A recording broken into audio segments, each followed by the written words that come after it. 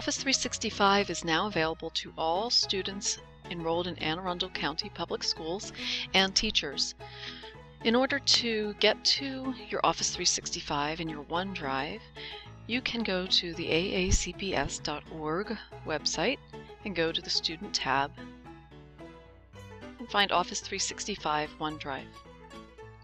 Office 365 OneDrive gives you cloud storage and access to the Microsoft Office suite. In order to sign in, you're going to sign in with your 6-digit school identification number and then add @aacps.org, and your password is going to be the same password that you use at school. If you are a staff member, your sign-in will be your AACPS email account and the password you use to access your email account. When you change your password at school or for your email, it will change for Office 365 and OneDrive. They are synced together. Make sure when you are logging in that you are using a tab that or a link that is originated from Anne Arundel County Public Schools.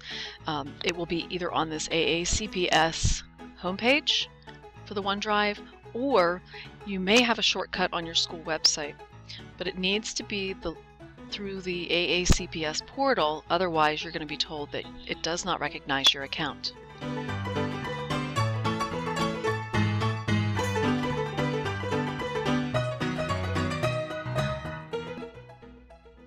Here we have our documents. If I want to get a document out of my cloud storage, all I have to do is open it up and choose to edit it, either in Word or whatever the program was used to create it, or I can edit it in the Microsoft Online suite.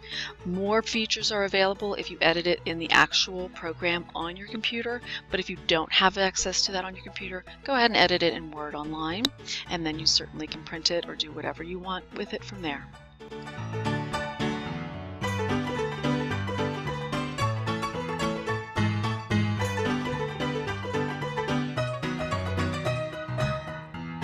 If you want to get a document or a project up into your cloud storage, once you've logged in, you choose this upload button.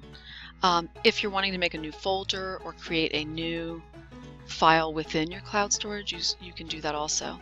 I'm going to upload something from my H drive or from my flash drive, and you simply find it and click open, and it will upload where you've chosen. If you're wanting it to go into a certain folder, go into the folder and then upload so that it will go into the folder that you've chosen.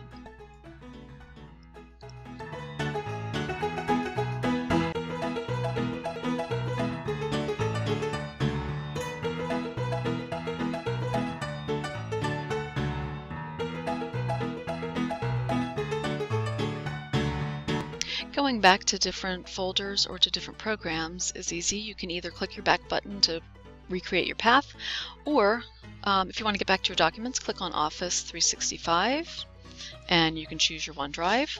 This is also how you can access PowerPoint online or OneNote or Word, any of these programs. PowerPoint is something that you have to pay to add to your computer usually, so some of us don't have it at home.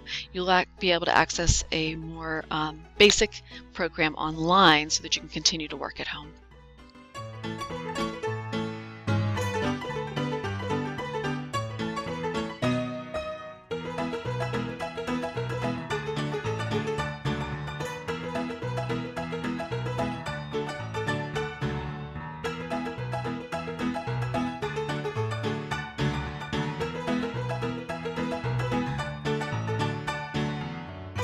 Sharing is easy on OneDrive. When you go to your files, you'll see that there is an icon at the top that allows you to share. Also to the right is a column that tells you what you have shared and with whom. Most of these folders I have only shared with myself, and when I have shared something, it will tell who I've shared with, and then there's this icon here. Anytime you want to change either the permissions of this sharing, or you want to stop sharing, you can select, and stop sharing. Or I could change this to view only. Right now, everyone can edit what's in my shared with everyone folder. I could change this to view only, or I can decide that I'm going to stop sharing. Sometimes there will be a command at the bottom, if there's no special permissions, to stop sharing with everybody down here. Sharing with your teachers or sharing with fellow students is a great way to get your work turned in and to get feedback. However, it is really important that you do this in a certain way, and let me tell you why. On the left, you have this area where you can select Shared with Me, and here appears everything that's been shared with me. Some are individual documents or files, and some are folders. Now, as we use this more and more, if people are sending you individual documents all the time, or your teacher's getting individual assignments from you all the time, this will be an endless list and it's very difficult to manage. You cannot rearrange these items other than deciding to put them in alphabetical or by date, or so by name or who sent it to you. You can't delete these. The only way to get things out of the Shared with Me area is to get that person to stop sharing with you. So, the best way, or one of the best ways to start doing this, is to create a new folder. If you're planning to share with your group, that maybe you're working on a group project, or you're going to share with your teacher, or teachers you're going to share with your students later, create a folder so that you can organize as best you can that Shared with Me, or I shouldn't say organize because you can't other than sorting it. I suggest making your folder very easy to identify as yours. So these may be around until student stops using AACPS. So I would put the year or semester, and then I would put what the subject is and the period if you're in high school or if you're in middle school. Oops, 1A I'll do. And then you're going to do your name, something that identifies you to the teacher.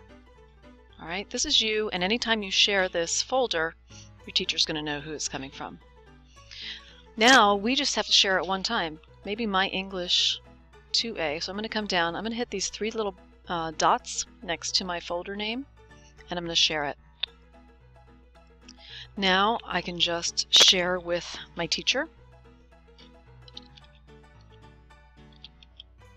I'm going to put in Miss Hodges' last name, and it's going to search for everyone who has the last name of Hodges. And I can come down and look for that specific person. Now, if you're looking for a student and you see that the student is a senior, but it says they're really a sophomore, don't worry about that. The database just has not caught up with our personal information. The year or grade may not be, probably is not correct. Don't get caught up with that. Now, next to the name, you're going to see a couple choices. You can do that they can edit your work, or that they can just view your work. So depending on whether you want them to be able to proofread and do markups, will determine how you want that permission to be. If you're a teacher giving paperwork, rubrics, things like that, you're going to set it to Can View and then Share. Now, anything I put in this folder is automatically shared with my teacher. I do not have to share individually every single paper. Everything that shows up in this folder is shared with my teacher. It's a live folder, and it will automatically be shared. Also, this way, only that folder will show up in Shared with Me instead of a lot of different papers getting lost in the Shared with Me file.